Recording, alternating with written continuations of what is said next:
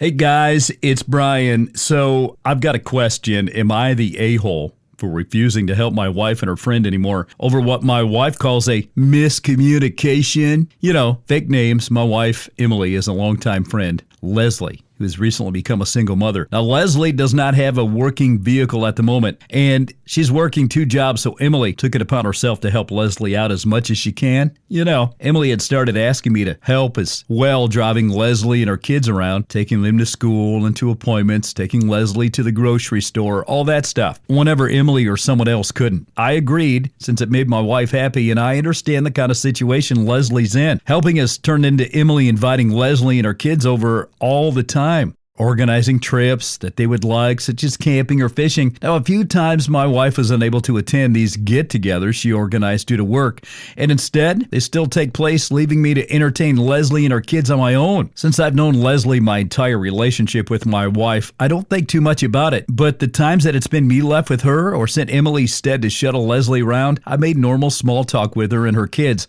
Now, recently, Leslie's kids were going to be away for a weekend, so Emily wanted to have Leslie over for dinner and some movies. She asked me to text Leslie to ask her over. When I did, Leslie replied, "Just as friends, right?" Now, I'm not interested in being anyone's girlfriend. I thought that response was out of left field, so I asked her why she'd even say that, and her response was pretty much, no guy would be asking me and my kids how we're doing or helping out unless he wanted something in return. So I told Leslie it wasn't anything like that, and then showed my wife the conversation, informed her I would be stepping back from helping her with anything involving Leslie, and to leave me out of any future plans. I also offered to show her the rest of my phone and anything else. Emily believed me, but she still talked to Leslie about it to see what had given her that impression, and accordingly, she gave Emily the same answer. A few days later, Leslie apologized to Emily and told her that her emotions and mine were just all over because of a down day. Now, that's fine, and I'm still not willing to help her or my wife out anymore, as I had been, because I don't want any repeat accusations hurled at me when I was helping, as my wife asked. So Emily thinks I'm overreacting and should just brush it off because it was just a silly miscommunication she had on a bad day. So am I the a-hole there? All right, how many's wanted to name a child a specific name, but maybe a close family member has stolen that name before you could name yours?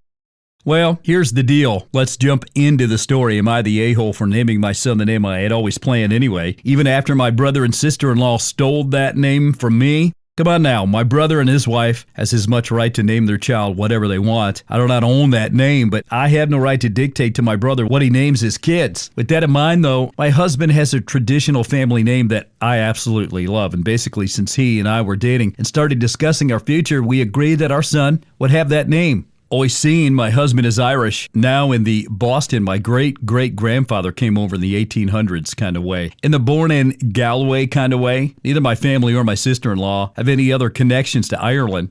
She got pregnant right around when I did, and her son was born 2 months before ours. They named my nephew Oisin Miguel. I didn't get upset or anything. Now, when my son was born, we named him Oisin Daniel. Like I had told her we would be doing, she just flipped out that 2 cousins will have the same name. She's nuts because our family is Hispanic and half of our cousins are named Carlos or Camila. She's trying to insist we call him by his middle name or change his name. I told her to piss off. My mom was staying neutral, but she was very surprised that my brother gave his son an Irish name he knew I was planning on using. She expected him to name him for our late father. Anyways, my husband's family thinks the whole thing is hilarious. My family thinks my sister-in-law is a weirdo, and she thinks I'm an a-hole for copying her. Whatever. I'm posting here and sending her the link so she can see outside opinions. What do you think?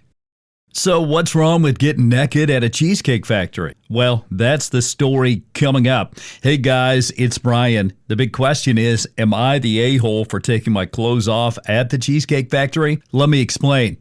So I'm a 23-year-old female, and my boyfriend, he's 24, and we've been together a year. We're celebrating our 1-year anniversary, and we decided to go out to dinner. Now, my boyfriend planned it. As he knows, I love the Cheesecake Factory. I really love these cheesecakes. You know, this will become important later in the story. Well, everything was going fine, and we were having a good time until an elderly man at the table scooted his chair out. He was next to us just as our server was approaching. Now, caused him to stumble and spill hot coffee on me all down my back. It was obviously burning, and it startled me. So I instinctively screamed, and I pulled my shirt off. I'm pretty small-chested, so I don't typically wear a bra, and obviously, I wasn't thinking about that when something hot was running down my back, burning me, so I basically flashed all those at the tables around us. I was embarrassed, but at the time, hey, it's just boobs, you know? I pulled my shirt back down right after realizing what happened, but it was up for about 15 seconds or more. Now, the server apologized over and over, but it wasn't really his fault. It was all just an accident. Well, anyway, after this, my boyfriend wanted to leave, like immediately. Let's go leave. He said that I was being over dramatic for the way I reacted in the situation, and maybe I was, but it startled me. I mean, come on, really bad. It did burn. He told me I had put on a show for everyone in the restaurant, especially since I screamed when it happened and we all needed to leave. I told him it's not that big a deal and I really wanted to stay and get cheesecake because it's my favorite. Now, I eventually even offered to try to get some to go, and he was dead set that we needed to leave right now. Didn't understand why I wasn't mortified. We ended up staying for the rest of the date. He kept saying that the men at the tables near us were staring at me and probably thinking about me inappropriately, but I said it wasn't my problem if they're being gross. And when we got in the car, he told me I ruined our anniversary for making him sit through that. We should have just left, and that he can't believe I would choose a piece of cheesecake over him being comfortable. We argued in the car the whole way home about it, and now we haven't spoken at all today. So, am I the a-hole? Hey guys, it's Brian. So sometimes I just say things without really thinking. Am I the a-hole for telling my mother she's not a first-time mom now that she's had a new baby? I'm a 24-year-old male. I've got a good relationship with my mom. She's 40. Even though, you can tell from our age, she had me when she was very young and obviously lacked the maturity to raise me. So I live with my grandparents, who were then below the poverty line for most of my childhood, while my mother moved away to get her college education. I don't blame her for her choices. I know she worked hard to improve herself and to get to a place where she'd have the means to raise me right, but it wasn't until I was 11 or 12 that I finally got to live with her. Bio dad was never really in the picture. Anyway, now my mother is financially comfortable and happily married. She gave birth to her second son a couple of weeks ago. Now, I don't live with her anymore. We're not in the same city. It's about a 2-hour drive. It wasn't until yesterday that I managed to visit her and see my half-brother for the first time. Now, I noticed she was surrounded by a lot of fancy accessories, so I was like, what are those? She was like, oh, that's my baby Lexus stroller and Louis Vuitton diaper bag, and of course. So I said something like, you really went overboard, huh? And then she said something that really hurt me. She said now she has the chance to experience motherhood for the first time, and that she was feeling like a first-time mom because she had me and she was so young and unprepared and financially vulnerable. So I told her she was not a first-time mom, and I couldn't understand why'd she say something like that to me.